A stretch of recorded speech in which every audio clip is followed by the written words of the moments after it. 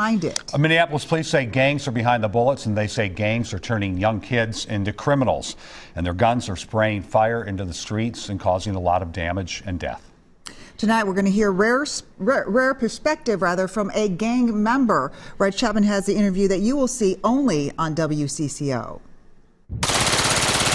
Bullets ring out day and night. People who call Minneapolis' Northside home know the sound all too well, and they tell WCCO gang violence is a driving force. Death keeps it going. For the first time, we're getting inside perspective from a gang member.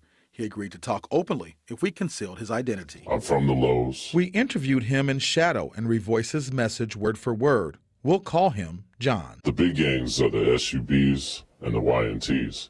Those are the biggest gangs on the north side of Minneapolis. John says these rivals belong to territorial groups known as the Highs and the Lows. We're told that West Broadway Avenue is the landmark that separates the Highs from the Lows.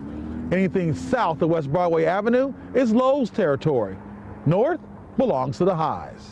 There's not no structure in the streets no more. John refers to gangs without structure as cliques. Their disorganization makes them dangerous. It's leaders out there in gangs.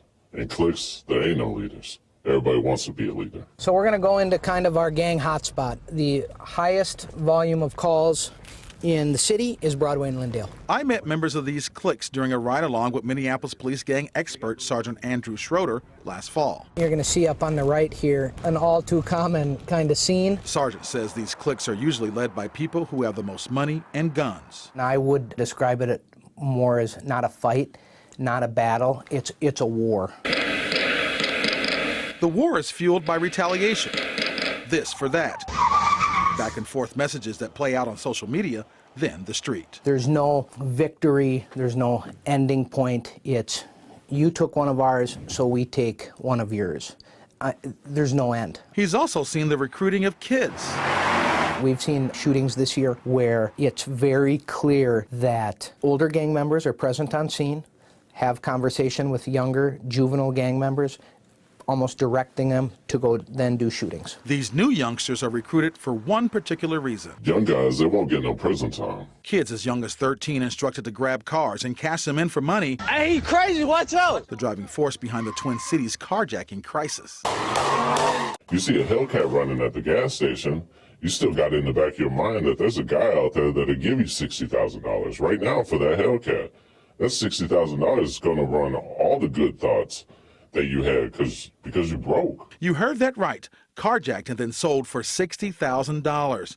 Fast money, Sergeant Schroeder says, is the reason it's hard to get kids out of gangs.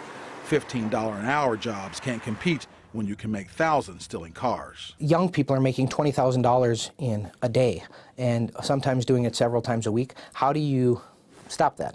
And when there's no real consequences to that, how do you say no? Schroeder thinks the system needs to hold people accountable, from parents being active parents to tougher penalties. We're looking at a guy right now that has 7 open felony cases. This isn't one case. This is 7 times being arrested for felonies. This isn't stealing a candy bar, right? 7 felony cases, and he's out again committing more felonies. For John, the gang member we spoke with, serving prison time and raising a new family has him thinking there's more to life than gangs. I just want to get the message